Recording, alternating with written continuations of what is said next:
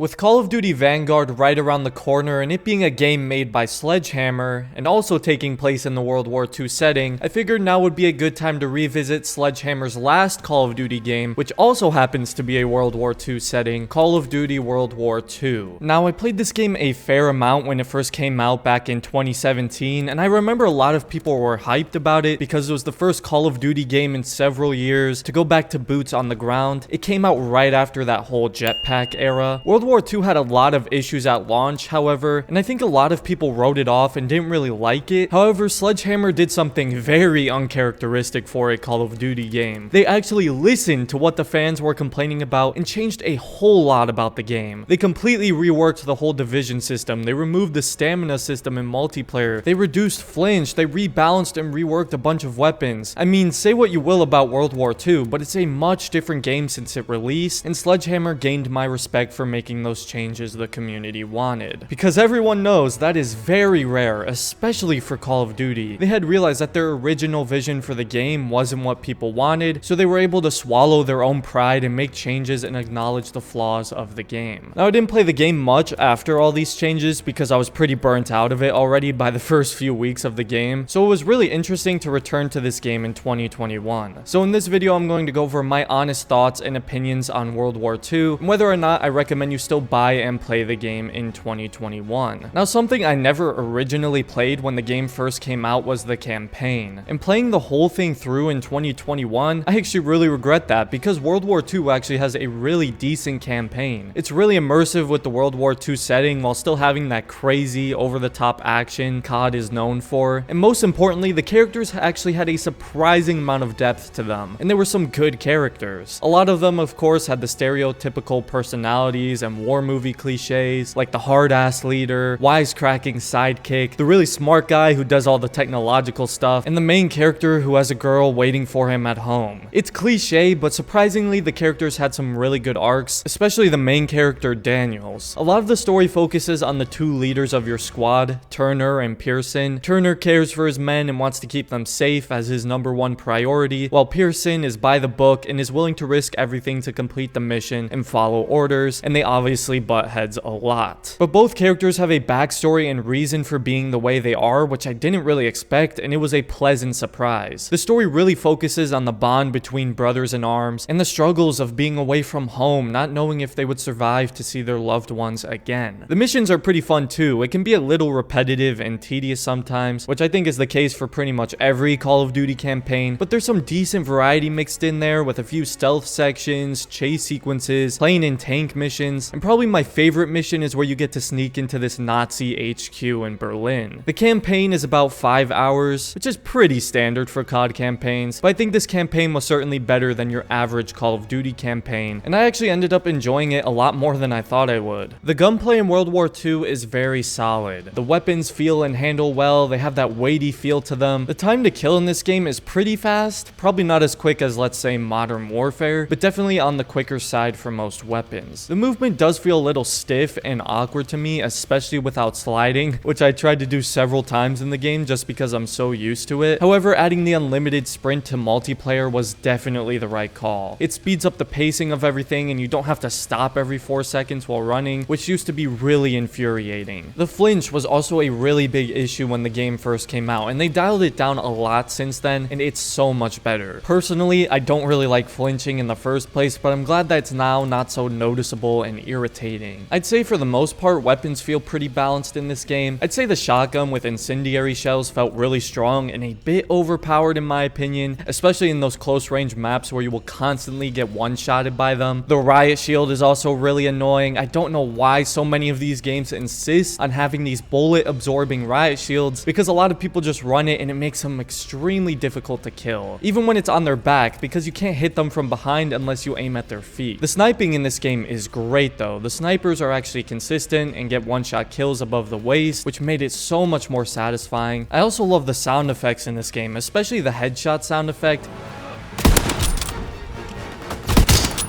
it just makes it that much more satisfying. World War II definitely feels like a more classic Call of Duty experience in my opinion. It has the classic mini-map and that fast, high-action pace. It's not like Modern Warfare that I feel tried to go for that tactical, slower pace. The maps in general on this game also feel smaller and more condensed, so you can get into engagements quicker, and the respawns in this game are great. Hardly had a situation where I would spawn into an enemy or have enemies spawn behind me. Well, except for Shipment, but it's Shipment, that's just part of the map, and it's chaotic and really fun. The maps are really well designed though, and they don't really encourage camping or holding choke points or long sightlines, so the games feel much faster paced and generally flow better. A big part of World War II's class systems are the divisions. Like I said at the beginning, the entire way divisions work in this game was completely reworked. Now all the divisions do is give you little boosts or added skills, like how you can sprint while reloading with airborne, or how you can get 4 weapon attachments with infantry instead of the usual 3. Things like that, and it made the divisions not only more balanced but less hampering, allowing you to use any weapon or class setup you like with any division. Something else I really enjoyed about World War II that is completely unique to the game is the headquarters, which lets you wander around this little map in third person where you can get challenges, converse with people, prestige, get in 1v1s, open supply drops. It's also just a really cool waiting area while you try and get into a game, and I'm not sure why COD games after this didn't also use this system. Surely it's better than just waiting and watching a looping video of your character walking. This game also has a really good progression system. The camo challenges are simple and straightforward and aren't hard to do at all. The camos in the game are a little more dialed back since they were trying to go for a more realistic approach and keep it authentic to the World War II setting, which some people didn't really like since the camos look a bit plain, but there's still some nice ones and I didn't really care all that much, to be honest. This game does have the supply drops, which thankfully aren't a huge part of these more recent Call of Duty games anymore, even if there still are a ridiculous amount of microtransactions. Now you're probably wondering what the player base is looking like for this game. I played the Steam version on PC, and much to my surprise, this game is still very much alive. I couldn't find games for all the modes, but the main ones like TDM were really easy to find matches for and get into full lobbies. A lot of people still play this game, even in 2021, which is rare for Call of Duty, and I would assume it has even more players on consoles, so if that's something you're concerned about when considering going back to this game, then that's some good news for you.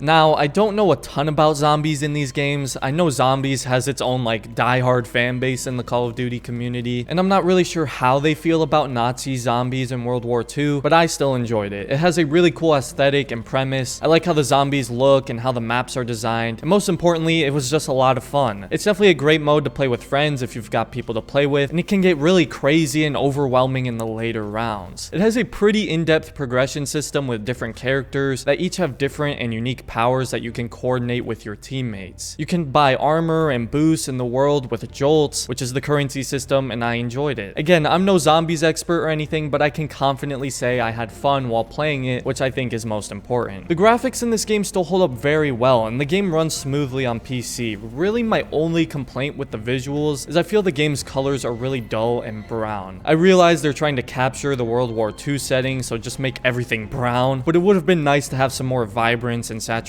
because the game can look really washed out and bland. Call of Duty World War II, while probably nobody's favorite Call of Duty, is still a really solid one when compared to some of the others in the series. It has a good campaign, fun zombies, and a faster paced, more classic Call of Duty experience with the multiplayer, and the game still has a really solid player base. Now, it's not exactly innovative or revolutionary for the series, and you aren't going to get some crazy new experience, so the game is certainly not for everyone. If you want to go back and check it out, or perhaps you already have the game and are looking for a reason to revisit it, sure, why not give it another shot in 2021? However, if you're tired or burnt out of the Call of Duty series, like I know a lot of people are, World War II isn't going to refresh you, especially with Vanguard coming out in about a week. It's also probably not the best game to start with if you're just looking to try and get into the COD series, but if you find the game on a really good sale or get it for free somehow, then yeah, definitely try it out. But that about concludes my thoughts on Call of Duty World War II. Let me know if this video helped or if you enjoyed it in the comments, and what your opinion opinion on COD World War II is. Also, let me know if you want me to make a video on Vanguard when it comes out. If you enjoyed this video and are new to the channel, I make a lot of game reviews like this for plenty of different games. I've even made some for Modern Warfare and Cold War if you want to check those out, and consider subscribing for more in the future. Other than that, thanks for watching and have a great day, everybody.